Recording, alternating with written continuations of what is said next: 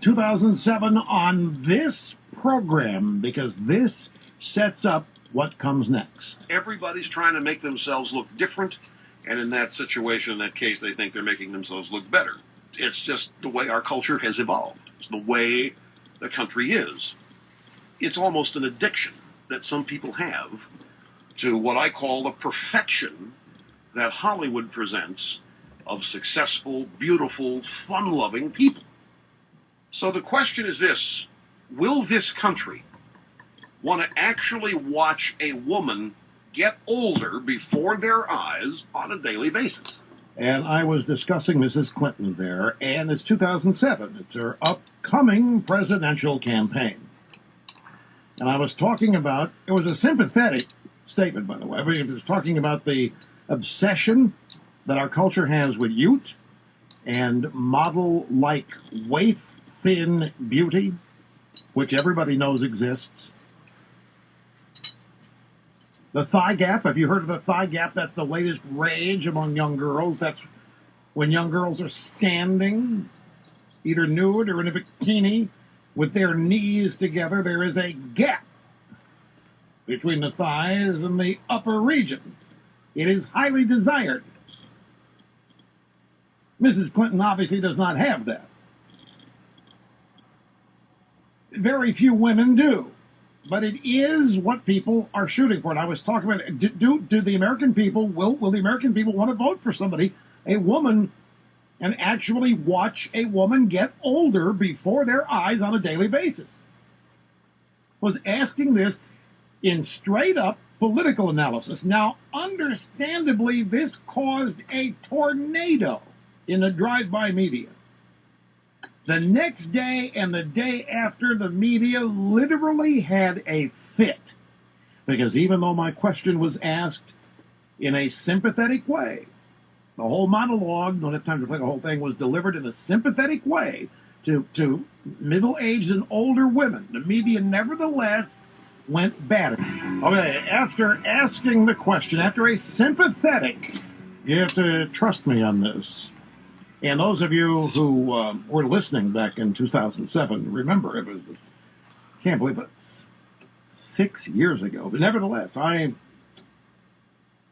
delivered a sympathetic monologue, Mrs. Clinton, presidential aspirations, and does the country want to watch? Given preoccupation with looking perfect on the tube. The sympathetic aspects of my monologue totally missed.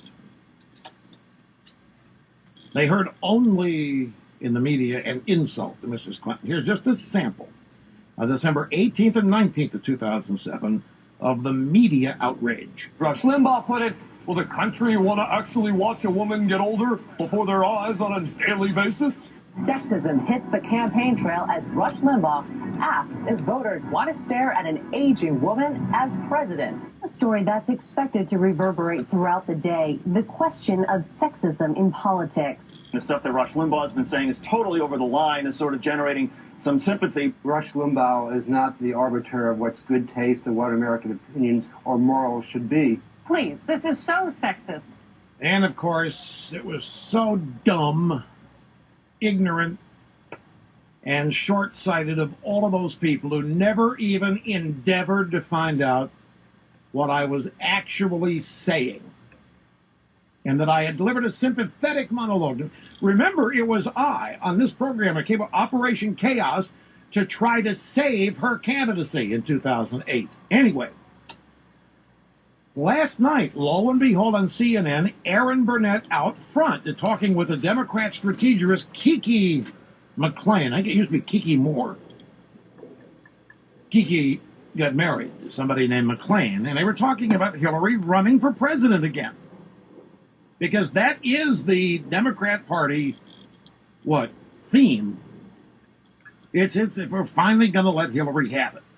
And so they're talking about this, and Aaron Burnett brought this up in a shocking way. What about what Rush Limbaugh said? That made a lot of people really mad, but you know what? It made him mad because at the time he said it, it was probably true. Here's what he said. Will Americans want to watch a woman get older before their eyes on a daily basis? That's what he said of Hillary Clinton kicking back in 2007. And you know what? There was a truth in that. Has that changed?